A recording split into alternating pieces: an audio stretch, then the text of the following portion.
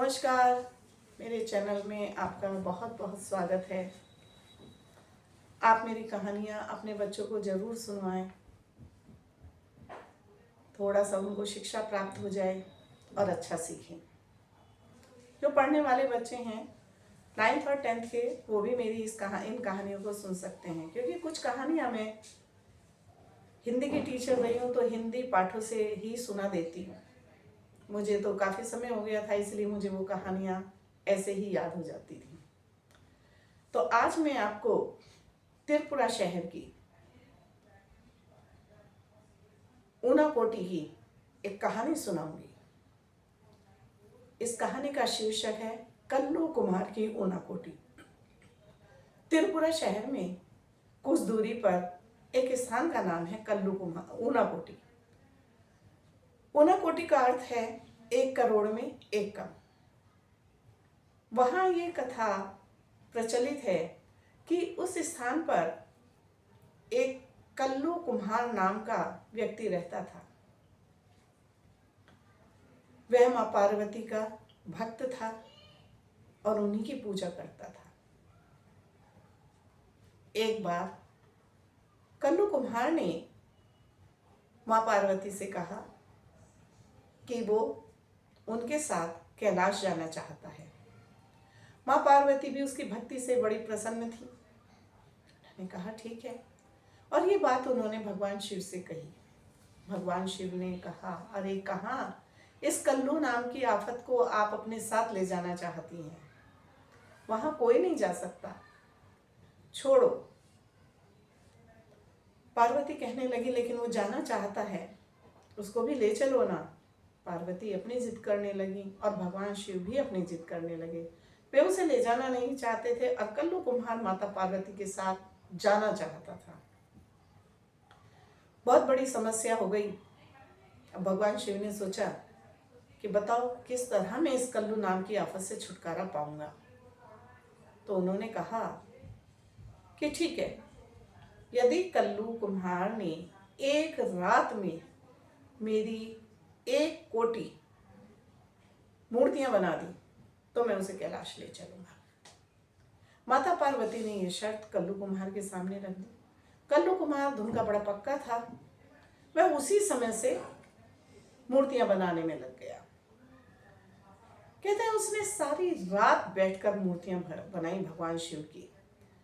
माना जाता है कि वो मूर्तियां आज भी वहां स्थित हैं, देखने के लिए मिलती हैं। जब उन्हें प्रातः काल हुआ और मूर्तियों को गिना गया तो 1 करोड़ में एक मूर्ति कम निकली। बस इसी बात का बहाना बनाते हुए भगवान शिव ने कल्लू को वहीं छोड़ दिया उसकी मूर्तियों के साथ, और माता पार्वती के साथ वो कैलाश चले गए। कल्लू कुम्हार बहुत दुखी हुआ। त्रिपुरा में एक स्थान ऐसा भी है जहां एक बड़ी सी चट्टान पर भगवान शिव का बहुत बड़ा चेहरा बना हुआ है। उनकी जटाएं 2 पहाड़ियों पर फैली हुई हैं और उसी पहाड़ी के गौमुख से जल की धारा निकलती है। वहां के लोग उसे गंगा की तरह पवित्र मानते हैं और वहीं पर उसे अच्छा माना जाता है। यही सोच करके वहाँ के लोग आज भी कल्लू को याद करते हैं।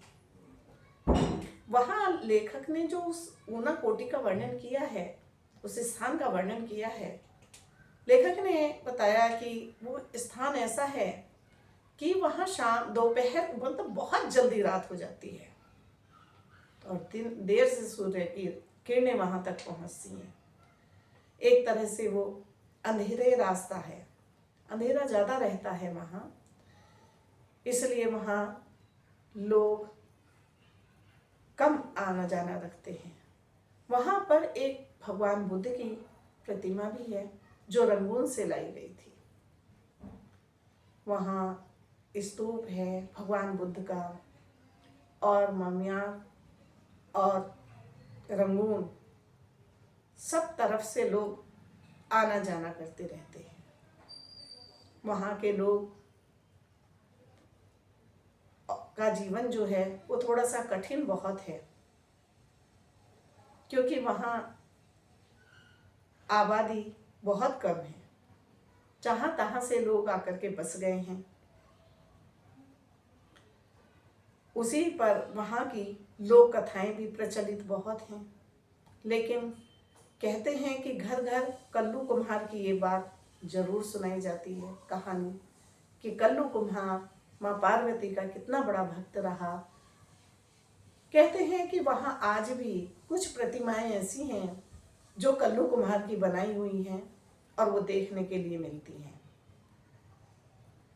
कल्लू कुम्हार का नाम इस प्रकार ऊनाकोटी से जुड़ गया और इसका शीर्षक बन गया कल्लू कुम्हार की ऊनाकोटी। कहानी तो बहुत छोटी है, लेकिन इससे हमें यह शिक्षा जरूर मिलती है कि हमें ईश्वर में आस्था रखनी चाहिए। जरूर भगवान सबकी सहायता करते हैं। कल्लू कुम्हार ने भगवान शिव की प्रतिमाएं क्या बनाई कि उसका नाम भगवान शिव और माँ पार्वती के साथ अमर हो गया। जैसे माझी जिसने पहाड़ों को काट करके रास्ता बना दिया था, आज भी माझी का नाम अमर है। आप अपने इसमें क्या विचार प्रकट करना चाहेंगे? यदि आपको अच्छे लगे हों तो आप कमेंट में अपने विचार जरूर लिखिए। अपने बच्चों से पूछिए कि क्या वो भी ईश्वर में आस्था रखते हैं। धन्यवाद।